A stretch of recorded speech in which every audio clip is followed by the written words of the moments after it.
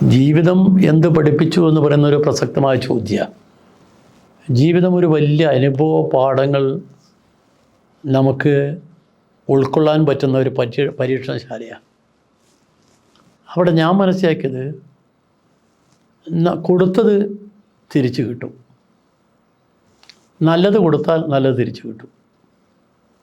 നിങ്ങളൊരാളെ കണ്ടാൽ മാനമായ ആളോട് സംസാരിച്ചാൽ മാനമായ പ്രതികരണമാവും. ഒരിക്കലും നിങ്ങൾ അഹങ്കരിക്കരുത്. അഹങ്കാരം എന്ന് പറയുന്നത് ഒരിക്കലും പാടില്ല. സ്ഥാനമാനങ്ങൾ അഹങ്കാരത്തിൽ ഒരിക്കലും ഒരു ഘടകമല്ല. കാരണം സ്ഥാനമാനങ്ങൾ സ്ഥായിയല്ല എന്നും നഷ്ടപ്പെടും. ഇപ്പോൾ എനിക്കറിയാവുന്നൊരു കാര്യം, ഞാനൊരു ഹോട്ടലിൽ പലപ്പോഴും പോയ ഒരു സ്ഥലത്തെ ഹോട്ടലിൽ പോയാൽ ഒരു പോലീസ് ഓഫീസർ അവിടെ വന്ന് വണ്ടിയിൽ വരുമ്പോൾ ഹോട്ടലിൽ നിന്ന് ഇയാൾക്ക് പല വിധം കൊണ്ട് കൊടുക്കും. ഇടയ്ക്ക് ഞാൻ ഹോട്ടലിൽ പോയപ്പം ആ പോലീസ് ഓഫീസർ ഇപ്പം ഹോട്ടലിൽ നിന്ന് ജോലി ചെയ്ത് കഴിഞ്ഞ് റിട്ടയർ ചെയ്ത് അയാൾ അവിടെ വന്നിട്ട് എന്നെപ്പോലെ അവിടെ സീറ്റിൽ വന്നിരിക്കുക. ഞാൻ പറയല്ല, ഞാൻ റിട്ടയറായി.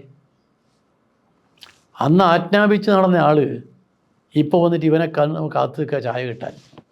മനസ്സിലായില്ലേ? അതാ ഞാൻ പറഞ്ഞ കൊടുത്തത് തിരിച്ചു കിട്ടുന്നത്. ജീവിതം പഠിപ്പിച്ചത് നല്ലത് കൊടുത്താൽ നല്ലത് തിരിച്ചു കിട്ടുന്ന. എപ്പം സത്യത്തിൻ്റെ വഴിയിൽ പോകണം. വളഞ്ഞ വഴി സ്വീകരിച്ചാൽ കുരുക്കിൽപ്പെടും, ഉറപ്പാണ്. അതുകൊണ്ട് എനിക്ക് അതിലൊട്ടും സംശയമില്ല. വളഞ്ഞ വഴിയിൽ പോയാൽ വളഞ്ഞ വഴിയായിരിക്കും. അധികാരം ഒരിക്കലും സ്ഥായിയല്ല, ഒരിക്കലും സ്ഥായിയല്ല. ഒരു സ്ഥാനം വരും പോകും. ഒരിക്കലും സ്ഥാനത്തിരുന്നുകൊണ്ട് അഹങ്കരിച്ചുകൂടാ.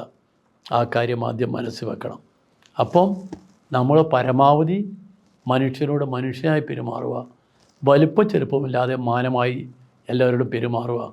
എല്ലാവരും തുല്യരാണെന്ന ബോധം മനസ്സിൽ നയിച്ചാൽ ഒരു കുഴപ്പമില്ല. അതാണ് എനിക്ക് പൊതുവിൽ പറയാനുള്ളത്.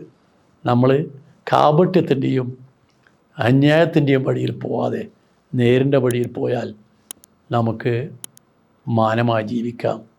നമ്മൾ മരിക്കുമ്പോൾ, നേരത്തെ പല മഹാന്മാരും പറഞ്ഞിട്ടുണ്ട്, മരിക്കുമ്പോൾ നമ്മളെ കൊണ്ടുപോകുന്നത് നമ്മൾ സ്വീകരിച്ച നന്മ മാത്രമായിരിക്കും. ആ കാര്യം മറക്കരുത്.